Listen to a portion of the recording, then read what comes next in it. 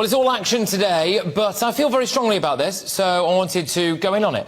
Asylum seeker hotels are disproportionately affecting the working class. A total of 95 staff at a hotel in Wales will lose their jobs now because it's going to be used to house asylum seekers. That's 95 people out of work, binned off, in the middle of a cost of living crisis when mortgages are going up, when food bills are soaring. Here you go, here's your P45, because people who've just come here illegally need somewhere to stay.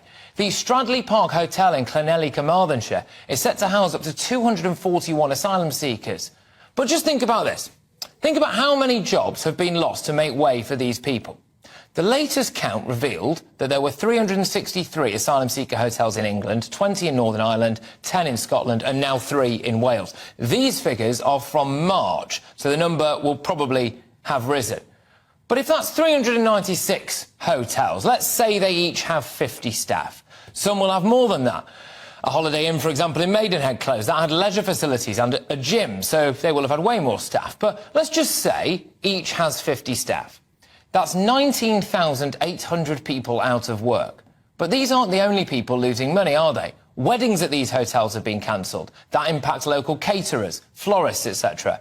Many of these hotels were used by people commuting for business trips, or they won't be able to stay there now. Do they then take their business somewhere else? Tourism. Many of these hotels are in isolated areas, and tourists will not just keep them afloat, but also other local shops as well. They will close. Then there's house prices. It's not exactly a selling point to have hundreds of young foreign men who are yet to pass a criminal records check plonked on your doorstep, is it? So all of these ordinary working class people will suffer.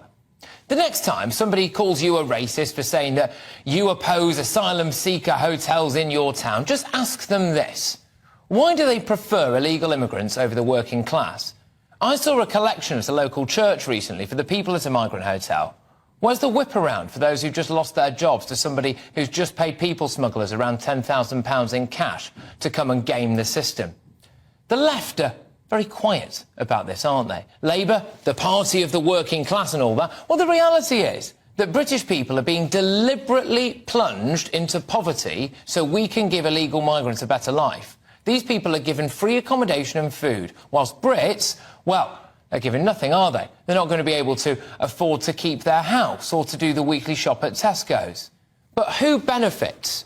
Well, the big hotel companies. It's a sweet deal for hotel chains to just rake it in from the taxpayer. They get the promise of a full refurbishment afterwards as well.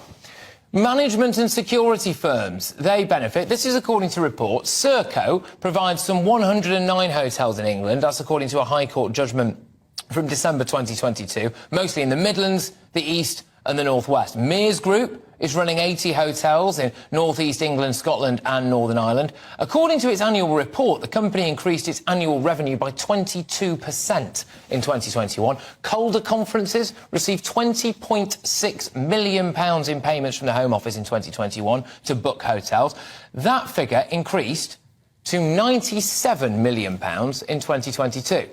Can you imagine what kind of money they're making now? Every single taxpayer is losing out, but the working class are losing out more.